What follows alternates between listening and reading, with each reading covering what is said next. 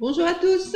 Eh bien, on se retrouve aujourd'hui au Fab Lab Origami de Kélus, dans un environnement qui ressemble pas beaucoup à une cuisine, mais dans le cadre des cycles low-tech, on va innover et on va vous présenter aujourd'hui un petit tuto sur comment faire des légumes en lactofermentation. Et puis, je vais vous expliquer un peu à quoi ça sert, pourquoi on fait ça, pourquoi on s'embête à faire des choses comme ça. Et ensuite, comme c'est très rapide, en fait, la partie pratique est très rapide, je vous propose aussi d'en profiter pour voir comment on peut faire de la conservation de légumes sous forme de pickles à l'aigre douce. Donc, on va commencer par la lactofermentation. Donc, en fait, c'est quoi? C'est un bien grand mot pour dire qu'en fait, dans un légume, bon, qui est plein de bactéries, puisqu'il n'est pas stérile, bien sûr, quand on le plonge dans une saumure, c'est-à-dire un mélange de sel et d'eau, en milieu anaérobie, c'est-à-dire sans oxygène, eh bien, qu'est-ce qui se passe? Les bactéries qu'il y a sur ces légumes vont se nourrir du glucose, qui est le sucre naturellement présent. Dans tous les légumes, il y a un peu de glucose. Et cette molécule de glucose va être coupée en deux, former de l'acide lactique. Et c'est le miracle de la nature parce que l'acide lactique, en fait, c'est un très très bon conservateur et donc ça va vous permettre de faire de la conservation sans aucune stérilisation.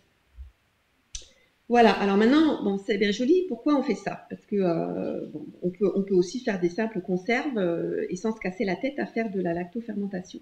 En fait, l'objectif ici, c'est de faire profiter à votre petit ventre, petit microbiote que vous avez là, d'un super aliment en fait qui permet tout ce qui est lactofermenté, comme la choucroute, hein, c'est l'exemple sans doute que vous connaissez.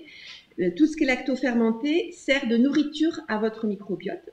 Et il faut savoir que, c'est important de le savoir par les temps qui courent, le microbiote, c'est votre premier facteur de défense naturelle. C'est le premier acteur de votre système immunitaire. Donc si vous avez un microbiote qui va pas bien, qui n'est pas en forme, qui est appauvri, ben vous ne vous défendez pas bien et donc vous êtes beaucoup plus facilement malade. Donc soignez votre microbiote, mangez sainement, évitez toutes les choses qui sont voilà, transformées industriellement, on ne va pas répéter ce qu'on connaît déjà. Évitez donc de manger des choses nocives pour votre intestin, mais surtout apportez-lui de bonnes choses. Donc des légumes lactofermentés. Alors assez de parlotte, on va passer à la pratique. Donc c'est très très simple, hein. Là il n'y a vraiment aucune difficulté technique. Il vous faut des bocaux. Alors moi je n'avais pas de bocaux type le parfait avec des caoutchoucs, j'ai pris des bocaux simples, mais il vous faut des couvercles qui soient vraiment nickel en termes d'état, qui soient si possible d'origine.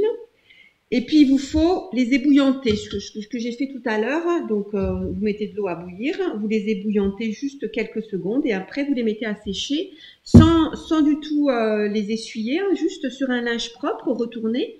Bon là ils sont quasiment secs.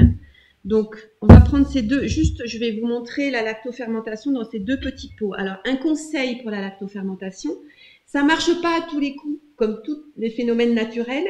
Parfois il y a des ratés. Donc ne faites pas ça dans des grands bocaux, utilisez plutôt des bocaux de cette taille-là, parce que si c'est raté que vous devez jeter, bah vous gaspillez pas trop. Donc c'est beaucoup mieux de travailler avec des bocaux de cette contenance, pardon, et surtout avec des grandes ouvertures, parce que c'est beaucoup plus facile. Si vous avez un bocal type confiture qui est étroit comme ça va être compliqué. Donc il vaut mieux des bocaux de cette configuration-là, ou alors des bocaux classiques de stérilisation avec des caoutchoucs, hein, bien sûr. Si vous avez le top du top, c'est encore mieux. Donc, quels légumes on peut travailler en lactofermentation? Alors, tout ce qui se râpe, on va dire, hein, tout ce qui se met ou alors qui s'émince finement, on peut aussi émincer finement. Moi, j'ai choisi la facilité, j'ai amené le robot. Donc, ça peut être de la betterave crue, ça peut être des petits navets boule d'or, moi je préfère aux navets classiques. Ça peut être de la courgette, de la carotte, évidemment. Donc voilà, vous pouvez soit faire des conserves monolégumes avec un seul légume, soit mélanger. Par exemple, on mélange très facilement de la betterave avec de la carotte. La betterave crue avec la carotte, c'est un alliage qui va très très bien. Et puis, il ne faut pas oublier tout ce qui est chou, bien sûr. Le chou rouge, le chou vert, le chou lisse, voilà, le chou chinois, tous les choux se prêtent très très bien à la lactofermentation et sont vraiment des candidats idéaux. Bon, moi aujourd'hui, je n'ai pas amené de chou, mais on va le faire avec de la betterave crue et de la carotte. Donc du coup, je finis de râper mes ingrédients de base. Hop. On va mettre la carotte.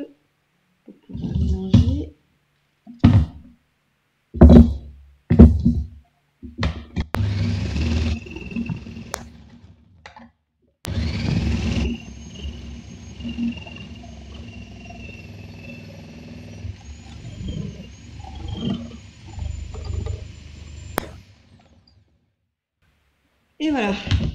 Il faut sortir le bazar. C'est pas une mince affaire avec cet appareil. Voilà. Hop.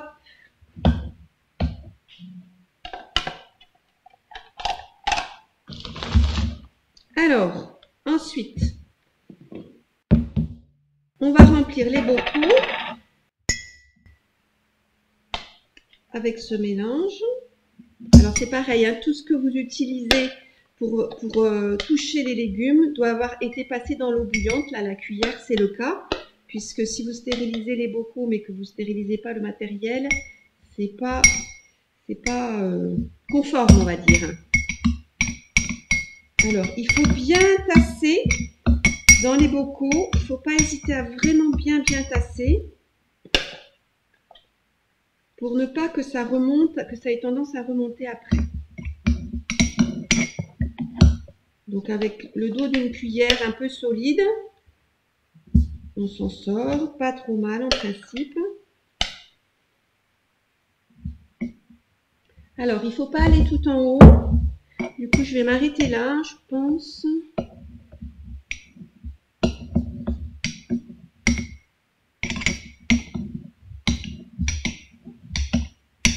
On peut peut-être en mettre un petit peu, non c'est bien. Il faut laisser un peu de jour, c'est important pour que, parce qu'en fait, ce qui va se passer avec la lactofermentation, c'est que ça va fermenter, évidemment, et donc il va y avoir des bulles qui vont se former. Si vous mettez jusqu'en haut, ça risque vraiment de déborder partout et de faire des choses qui ne vont pas se conserver après. Donc là, voilà, j'ai à peu près, on va dire, un bon centimètre de hauteur, hein. Bon, après, avec le haut du bocal, ça fait 2 cm. On peut mettre un peu plus quand même, peut-être. Il faut 1,5 cm, 2 cm jusqu'au couvercle. Bon, là, j'ai peut-être un peu exagéré. Alors, ce que vous pouvez faire aussi, si vous trouvez que c'est difficile de tasser comme je fais avec certains ingrédients, vous pouvez éventuellement faire ce que j'ai fait là, c'est-à-dire faire découper une fine lamelle, là en l'occurrence c'est de la betterave, que vous allez venir placer par-dessus. Elle est un peu grande.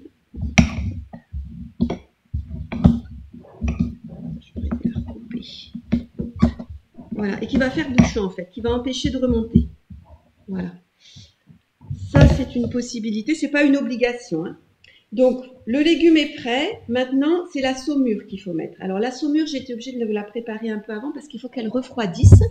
Donc, ça n'est que de l'eau de source avec du sel. Alors, par contre, ce qui est important, c'est que le sel doit être du sel non traité, c'est-à-dire du sel brut gris que vous trouvez en magasin diététique ou parfois même en grande surface. Donc, pas de sel industriel blanc, surtout pas. Donc, cette saumure... Alors, je vais vous donner les proportions exactes. Donc, du coup, on prend à peu près, alors, ça c'est encore un bisto des nas qu'on dit, hein, à peu près 1 litre d'eau de source pour 1 kg de légumes. Bon, moi, je suis loin d'avoir 1 kg de légumes, hein, donc là, j'ai pris juste 500 ml. Donc, de l'eau de source, et puis, il faut mettre 30 g de sel de mer non raffiné par litre d'eau. 30 g par litre. Voilà. Et donc, on met ça à bouillir pour le stériliser, quelques minutes, hein, pas plus, et du coup après on le met à refroidir parce qu'il ne faut surtout pas que l'eau qui rentre en contact avec les légumes soit chaude. Donc là elle est à température ambiante, donc il ne me reste plus qu'à verser dans le bocal. Il faut aller doucement du coup là parce que comme j'ai mis un opercule, il faut laisser le temps que ça aille en dessous. Alors, on va peut-être aider un peu pour être sûr que ça passe bien.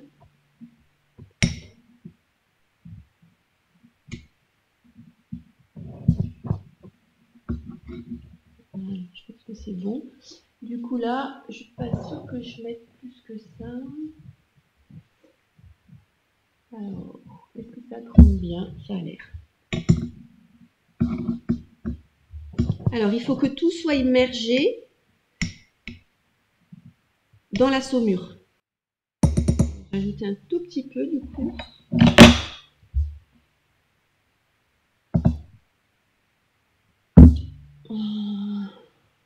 m'a l'air pas mal. Et donc après, on referme le bocal. Dans un premier temps, vous n'êtes pas obligé de le serrer à fond, juste faire un petit tour. Pourquoi? Parce que ça va, si vraiment ça fait des bulles beaucoup et que ça a tendance à déborder, ça va permettre au surplus de s'échapper. Et donc, ici, vous avez le bocal qui est terminé. Pardon, je vais le laisser en vue de la caméra. Du coup, qu'est-ce qu'on fait après? Donc, une fois que ça, c'est que tout... Alors, vous faites évidemment en série vos bocaux. Hein, là, je vous en fais qu'un pour la démonstration. Donc, ensuite, on les met pendant quelques jours dans une pièce à température ambiante. Il n'y a pas besoin de s'embêter. Là, autour de 20, 22, 23 degrés, c'est très bien. À température ambiante jusqu'à ce que, en fait, le processus de lactofermentation s'amorce et que vous commencez à avoir des petites bulles qui vont se former sur les bords du bocal. Donc, pour ça, il faut minimum 3 jours, maximum 5 jours en général. Et donc, une fois que ce processus-là a lieu, alors vous allez voir les bulles, vous allez parfois aussi voir que ça peut déborder. Donc, du coup, ne mettez pas vos bocaux sur un support fragile, mettez-les plutôt sur un plateau qui peut récupérer le jus qui va s'écouler, s'il y en a. Et donc, au bout des 3, 4, 5 jours, selon, hein, ça va dépendre des conditions, des légumes, enfin voilà, ça peut dépendre de beaucoup de choses, mais en général, 3, 4 jours, c'est bon. Et là, du coup, on les met dans une pièce fraîche ou alors dans une cave ou dans un espace qui est, disons, on va dire entre 15 et 18 degrés. Donc, pas plus que 18 degrés. Ça veut dire qu'il ne faut pas les laisser, si vous avez une maison très chauffée, il ne faut pas les laisser à température ambiante. On peut les mettre au frigo, mais c'est pas l'idéal, donc ça va beaucoup ralentir le processus. Donc idéalement, voilà, si vous avez, ou même les laisser dehors, là, à cette époque-là, c'est pour ça que moi je fais pas trop la lactofermentation en été, parce que quand on a des températures caniculaires, c'est impossible de trouver un endroit frais. Donc du coup, il vaut mieux faire ça l'hiver. Et voilà, et si la température est pas constante dans l'endroit où vous avez mis, si ça varie d'1 ou 2 degrés, c'est pas grave. Et du coup, une fois, j'ai oublié de dire une chose importante, c'est qu'avant ça, il faut évidemment fermer vos bocaux à fond. Puisque là, pour la lactofermentation s'enclenche, on ne les a pas fermés à fond. Mais après, il faudra les fermer au bout des 3-4 jours. Donc voilà, on les laisse dehors et il ne faut pas les consommer avant 2-3 semaines idéalement. Parce qu'il faut le temps que ça se fasse, tout simplement. C'est un processus un peu long. Et après ça, eh ben, c'est prêt à consommer. Et vous pouvez alors du coup, quand même un conseil, si vous n'avez jamais consommé de lactofermenté, commencez par des petites quantités parce qu'il faut le temps que votre estomac s'habitue, c'est quand même quelque chose qui est un peu particulier. Donc on démarre avec une cuillère à soupe, on va dire, en début de repas idéalement. Et puis si ça passe bien, vous faites ça pendant quelques jours. Et puis après, vous pouvez manger les quantités que vous voulez, c'est-à-dire que vous pouvez vous en servir comme crudité, ou même en encas, enfin voilà, ou même tartiner sur du pain, enfin c'est chacun qui voit. Voilà, vous savez comment faire des légumes lactofermentés. Alors évidemment, privilégiez les légumes de saison, ça c'est essentiel, parce qu'ils vont être bien meilleurs, ils vont être de bien meilleure qualité, et puis surtout, ils vont être produits localement. Et ça, c'est essentiel. Donc privilégiez vos producteurs locaux. Vous pouvez faire vous pouvez faire de préférence avec du légume bio parce que s'il n'est pas traité, ça sera mieux. Mais si c'est, voilà, enfin, si c'est un maraîcher que vous connaissez bien et que vous savez qu'il n'abuse pas des produits de traitement, il n'y a pas de souci. Voilà, pour la première partie, je pense qu'on a bouclé l'affaire. Donc, vous savez comment faire des légumes lactofermentés.